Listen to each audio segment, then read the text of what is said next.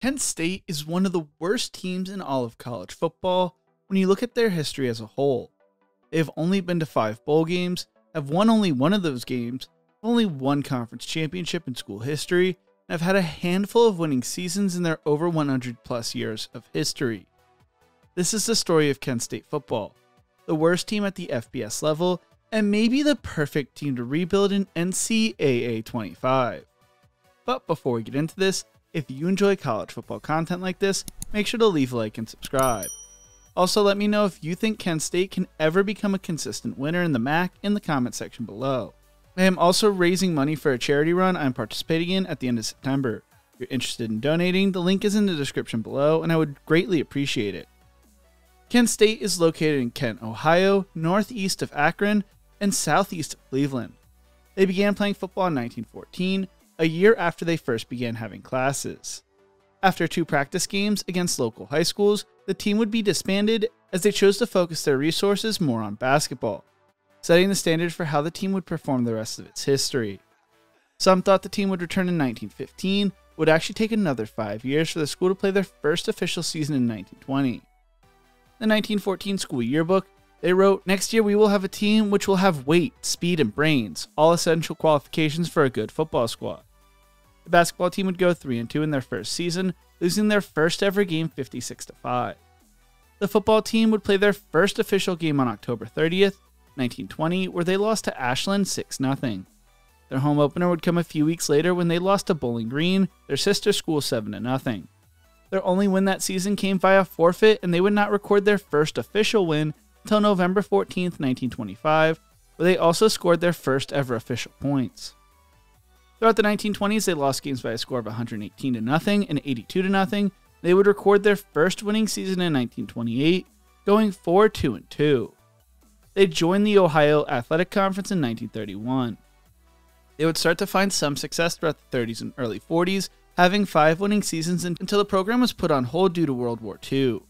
They would join the MAC in 1951 and would find some of their most consistent success from 1946 to 1963 under head coach Trevor Reese, who posted 13 winning seasons in 18 years.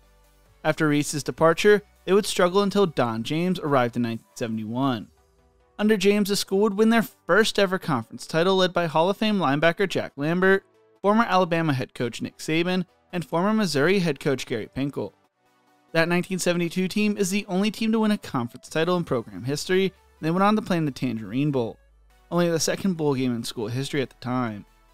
James left in 1974 to take the Washington job, and the program went back to struggling once again, with no coach lasting longer than 3 seasons until 1997. Nick Saban was almost hired after the 1987 season, the program's first winning season since 1977, but they instead hired Dick Crum, who would go 7-26 in 3 seasons. 3 wins in 1997 was the most wins the program would achieve since 1988, and under Jim Corrigal, they went 8-35-1 in 4 seasons.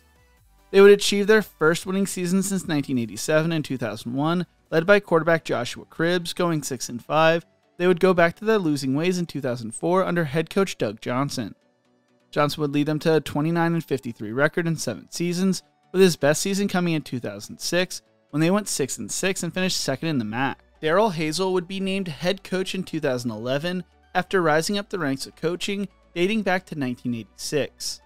Hazel's first season would see them go 5-7 once again, but saw them beat arch rival Akron for the first time since 2003. 2012 would be one of the best seasons in school history, and saw them beat Army 31-27, their first non-conference road win since 2007, and put together a 6-game win streak, their longest win streak since 1940. They beat number 18 Rutgers on the road 35-23, which was the first win over a ranked opponent in school history after losing their 22 previous matchups against ranked teams. On November 11th, 2012, they would be ranked for the first time since November 5th, 1973. They climbed as high as 17th in the BCS poll, which was their best ranking in school history, and finished their regular season undefeated in MAC play. Sadly, they would go on to lose to Northern Illinois in the MAC championship in overtime, would play in the GoDaddy.com Bowl, which is their first bowl game since 1972. Hazel would take the Purdue head coaching job on December 5th, would be given permission to coach Kent State in their bowl game. a game they lost to Arkansas State 17-13 to finish the year 11-3. In Hazel's 2 seasons, they would go 16-10, and the program seemed to be back on the rise.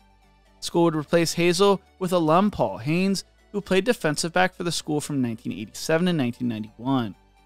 Haynes had NFL experience serving as a defensive quality control coach with the Jacksonville Jaguars under Tom Coughlin and served as an assistant at Louisville, Michigan State, Ohio State, and Arkansas. He said during his opening press conference, "When I got into this profession, one of my goals was to be the head coach at Kent State. I can't believe it. It's a dream and I haven't landed yet. It's been a whirlwind. The last 48 hours have been crazy, but I'm ready." Haynes had worked with Hazel in the past under Jim Tressel at Ohio State and planned to keep the same system in place that Hazel had laid the foundation for. Athletic Director Joel Nielsen told the press his leadership quality kept coming out. "We talked with Coach Tressel and many others. They all said he was ready. We talked to Paul 2 years ago when we hired Daryl. We thought Daryl was a little more ready then. Now, Paul has done the same. He really wanted this job. We're happy to have him." Haynes also made it seem like he was there for the long run, saying, "I'm a little nervous addressing everyone today, but maybe when I leave Kent State in 20 or 30 years, I'll be good at this. I have a lot of Kent State pride. I love it here." It seemed like a storybook situation, one of those stories we love in the sports world, that could only come from sports. Instead, it would turn out to be a nightmare. Throughout the 2012 season, star running back Dree Archer, who would later run a 4.26 40 time at the NFL Combine, and star defensive tackle Roosevelt Nix would struggle with injuries while the Golden Flashes finished the year 4-8. Just days before the 2014 season, Jason Bitsko would pass away in his sleep due to an undetected heart ailment, and a few years later, freshman offensive lineman Tyler Heinz would pass away after collapsing at the end of a morning workout. The Record Courier wrote a few years back, "No coach in the nation could have done a better job of guiding his young men through those stunning tragedies than Haynes, who went above and beyond the call of duty to make sure the families of the deceased and his players were taken care of in every way imaginable during those incredibly difficult times." He also said his primary task was to build men, not players, and those words came to fruition when tested to the fullest. The team would finish the 2014 season 2-9, while the 2015 and 2016 season saw them finish 3-9. In the 2017 season, the team would drop back down to 2-10. Haynes' contract would not be renewed following the 2017 season, and he would finish his Kent State coaching career with a 14-45 record. Injuries crushed the program throughout his tenure, as in his last 2 seasons alone, they lost 5 quarterbacks to season-ending injuries, including star quarterback Nick Hawley, who suffered 3 straight season-ending injuries, which the entire offense was built around in 2017.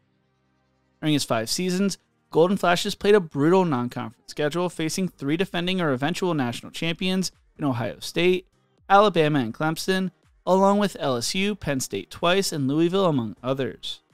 That brutal non-conference schedule led to slow starts and a sizable injury list. The team, according to some reports, also lacked discipline, with many personal foul calls and pass interferences at the worst time. The Record Courier wrote back in 2017, "Anyone who knows Paul Haynes will tell you the man bleeds blue and gold as much as anyone can, based on Kent State's dreadful football past. The love and respect Haynes bestowed upon a program berated and ridiculed by so many over the years made him the logical choice. He led a squad that had a great academic progress rate, and he graduated his players at a high rate, while also having the team perform many hours of community service." After his final game at Kent State, Haynes seemed almost relieved, closing out his final post-game press conference speaking on the program's disastrous football history, saying, "Yeah, again, not where you want to be win-wise, of course, but again, a lot of things go into that we got to make sure that we, correct and fix and try to fix and do some other things. But again, you're talking about Kent State, you're not talking about Ohio State. It's a program that's been down for a long time. It's a program that is going to take some time to get back to be a good program, you got to continue to do things the right way, recruit the right guys, believe in it, and keep going. That is it. That's all you can do, but no way, again, you live in a world that everybody wants the credit and nobody wants to take the responsibility. Everybody has a hand in both sides, of it, but by no means are we where we want to be win-wise. But there's a picture we show our guys of a guy chipping away, with an axe hammer. And on the other side, it's diamonds. And then he's walking away after he chips away 2 more times, and he'll find the diamonds. So you just got to keep plugging away and got to keep plugging away, because you're talking about 80 years, of bad football. You're not talking about 2, so it just takes time to sit there and keep plugging away and keep going. From 1977 to 2017, the program had gone 127, 328, and 1, which is a .28 win percentage. So why does this program continue to struggle? Well, the school, according to the local reporters, has some of the worst tradition in college football. They also have some of the worst facilities and lowest financial support in the MAC, which is a conference already towards the bottom when it comes to financial support. Following the 2017 season, some wondered whether Kent State should end their football program. The Hustle Bell, a page about the MAC for the MAC, felt they had 3 choices: keep it the same old and continue to suck, invest more like Eastern Michigan had done, to turn around their program. The Eagles had an average attendance of 3,923 in 2012, which climbed to 17,677 in 2016 when they started winning. But that meant a commitment from the school that had the lowest funding by any school in the MAC at the time.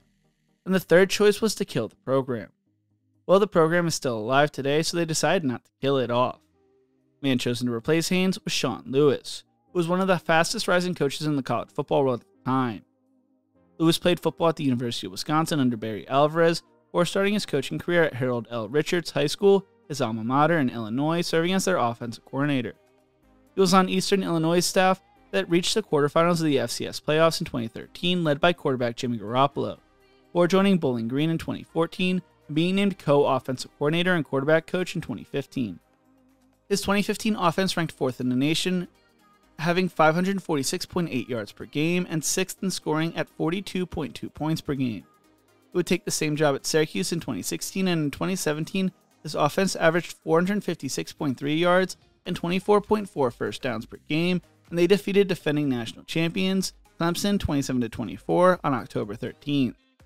His offenses rewrote the Syracuse record books before he took the Kent State job in 2018. Lewis was 31 at the time, making him the youngest head football coach at the FBS level ever. In 2018, Kent State would go 2-10 for the second year in a row, but in 2019, they would make it to their 4th bowl game in school history when they took on Utah State in the Frisco Bowl. Behind quarterback Dustin Crum's 289 passing yards and 2 touchdowns, as well as his 147 rushing yards and a touchdown on the ground, the Golden Flashes would win their first ever bowl game in school history in a 51-41 thriller that saw 39 total points scored in the 4th quarter alone between the 2 teams. Lewis received some interest from other schools, but did not take it too seriously, feeling like he was just getting started at Kent State. In a shortened 2020 season, they would go 3-1 and made it back to a bowl game in 2021, losing the famous Idaho Potato Bowl 52-38 to Wyoming to finish the year 7-7. Following a 5-7 season in 2022, which saw them play Washington, Oklahoma, and Georgia over a 4-week span, Lewis was viewed as a hot commodity and was a finalist for the Cincinnati head coaching job.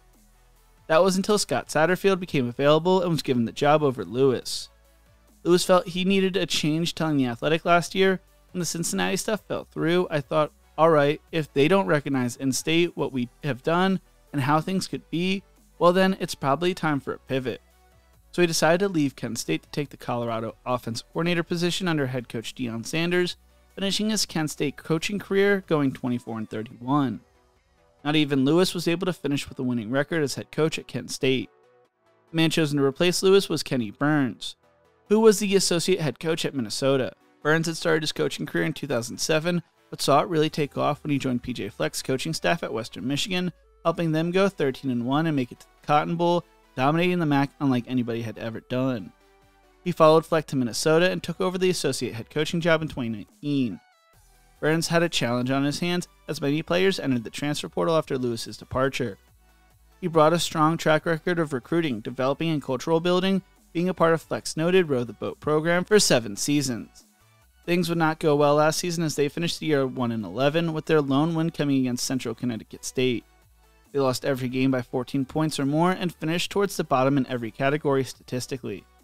They will look to have a better season in year 2 under Burns, but if history has anything to say about that, it seems unlikely. What do you think? Can Kent State ever become a consistent winner in the MAC? And should I do a dynasty of Kent State and NCAA 25 for this channel this summer? Let me know in the comment section below. If you enjoyed this video, make sure to check out one of my other videos YouTube thinks you will love right here. Thank you so much for watching, and as always, remember to embrace the grind.